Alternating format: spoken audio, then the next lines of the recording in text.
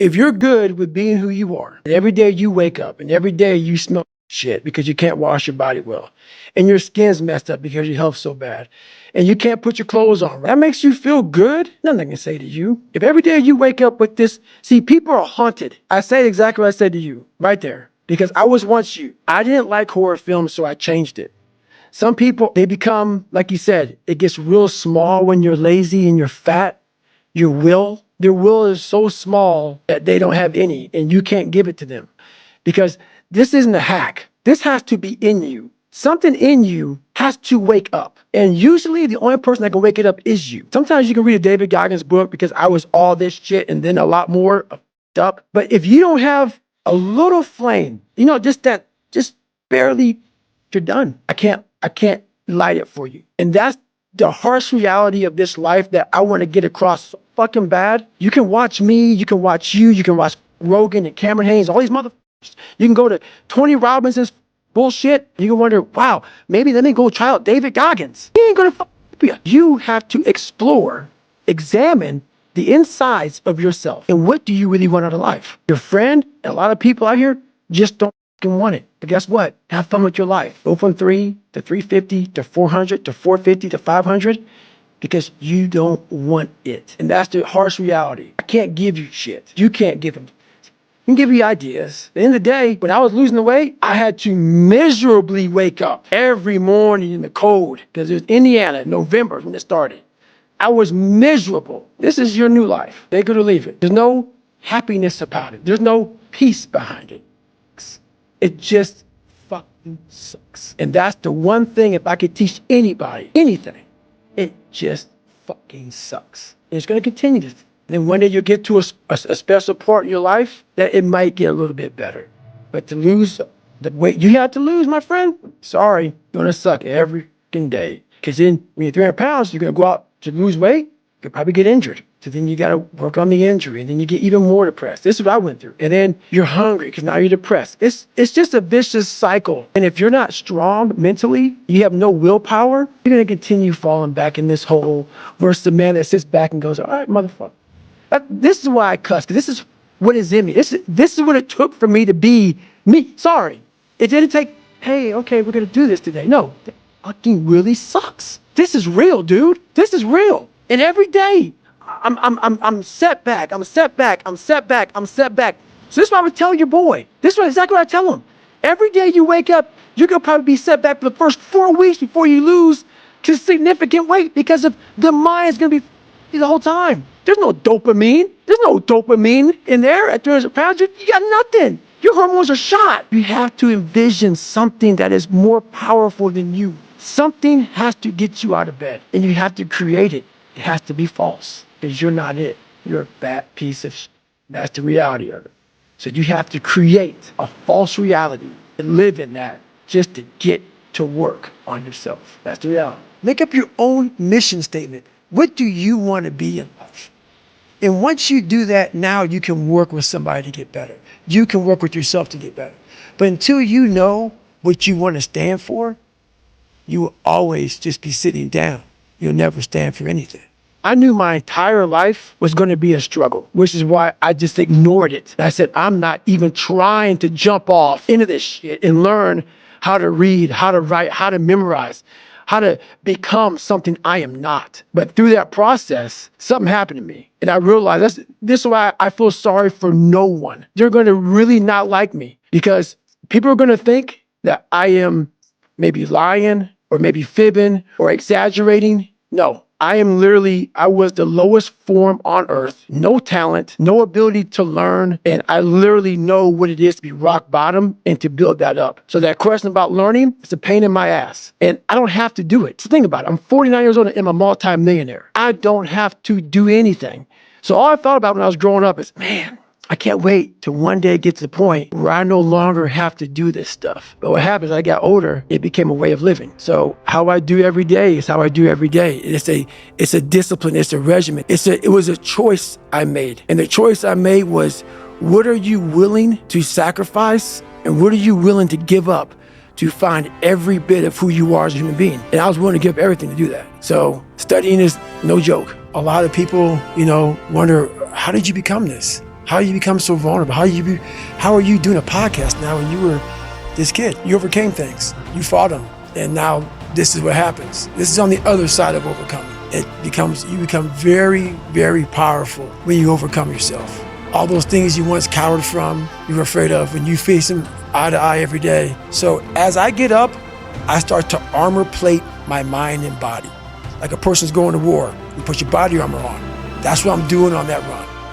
I'm waking up and I'm giving myself all this armor. So when I come out in the world, look at that phone, I'm ready.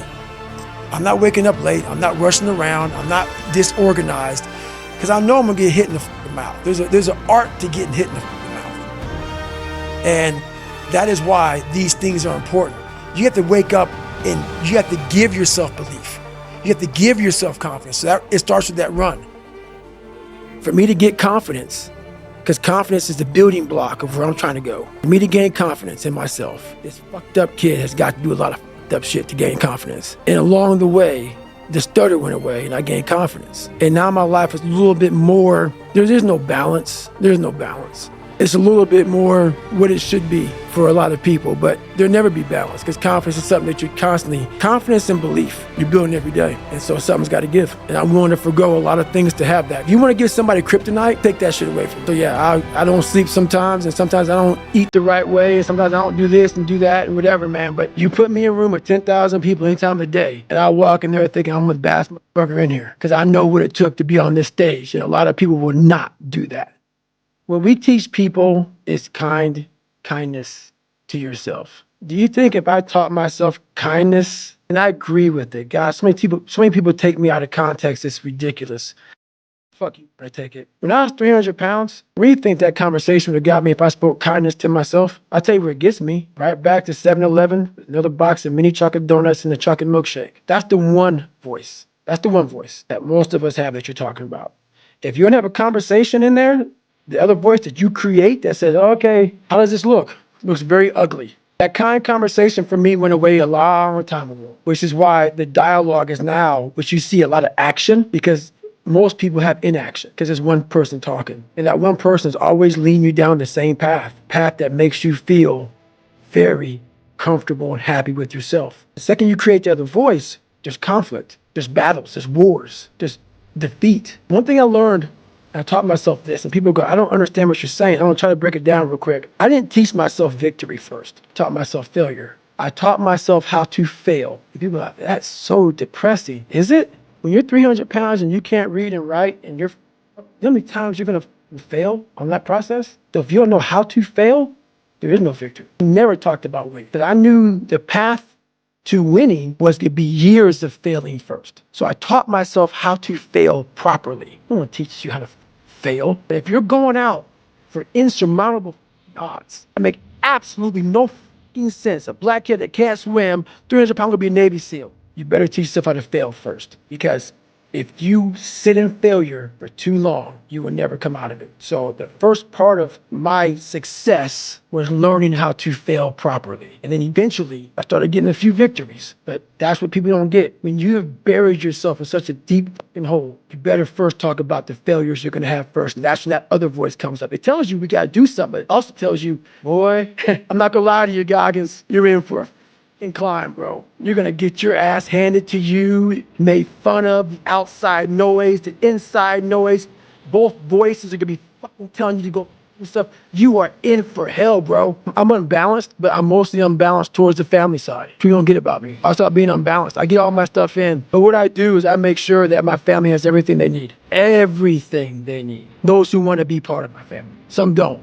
Some family members don't want to be part of David Goggins. I get it. I got it. That's life. Those who are part of my family, I give them everything they need so they can leave me the fuck alone. I make sure you're happy, fuck, because I gotta go to work. And I don't mean smoke jumping. I don't mean running. I mean all of it. It takes I can't have you in my shit. Can't. So I know for me to have a family, I gotta make sure that you realize I'm gonna give you everything you need so we start at me. I'm gonna say, look, hang on. I dedicated my life to give you everything you need. I need this time right here for me to be the best I can be, because this journey started without anybody. And I make sure everybody knows that because of my life. I was left alone at a young age to figure this shit out. I figured it out for myself, and it's been very successful for myself. No one's gonna come in here. That's why I make sure I will take care of whatever you need. Whatever you need from me, you got it. Money, house, my love, my support. I'm going to give you everything you need. That said, I do it at the highest level possible. I'm saying it with Jennifer in the next room. So please come here and say something if it's wrong, Jennifer. Fuck, say what you got to say. So then when it's time for me to go to work, I expect you to do the same for me, because it takes every bit of me to do what I have to do. So I make sure that I'm very unbalanced for my family, so I can be exactly that unbalanced for myself. And that's how I do it. I let people know right up front, I'm not what you want in a man. I guarantee that. There's gonna be a lot of late nights, a lot of early mornings, a lot of times where I gotta be by myself, thinking about the process that is next in my mind. I can't have aggravation, can't have this, can't have that. There's a lot of things, but I let them know up front. I'm very vocal about that. Sometimes relationships work for me, sometimes they didn't. That's who I am. One thing I did wrong in my life was I tried for so many years to please people, and I did it at the expense of myself. I was leaving a lot in the tank, and when you do that, you stop living. But the person in your life is happy as because you're giving them everything they want. They have their life is full, but you feel empty. And that's not a relationship to me. So for me, it's important that you know exactly who I am, because this is what life made. And I'm not trying to change it because I just figured it out. So I'm not trying to compromise David Goggins. I will never, ever compromise David Goggins.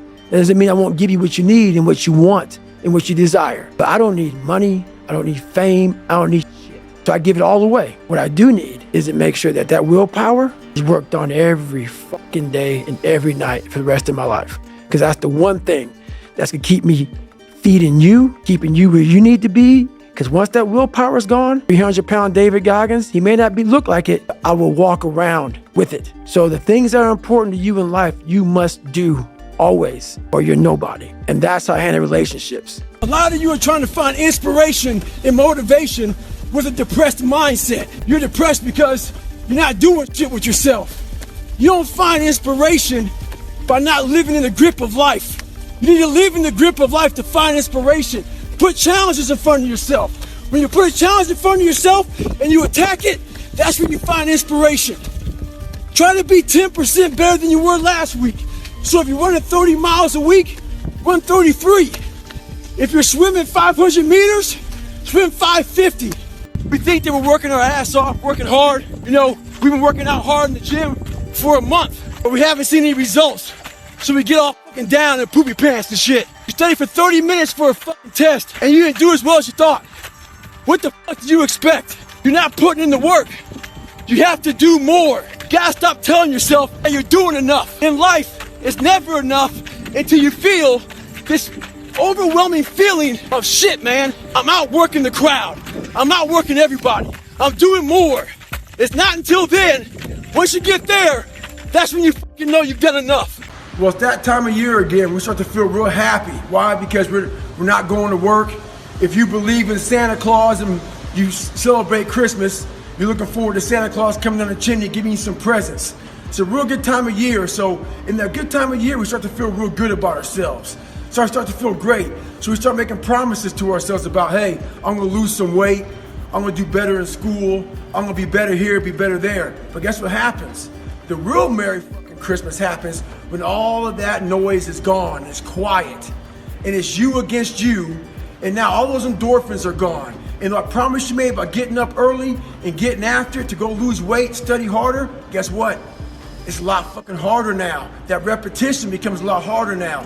So a lot of us can't do things on our own. So find somebody in your life. So when you throw that towel in, they throw that motherfucker back at you and say you're not fucking done yet. Stay true to yourself, stay hard.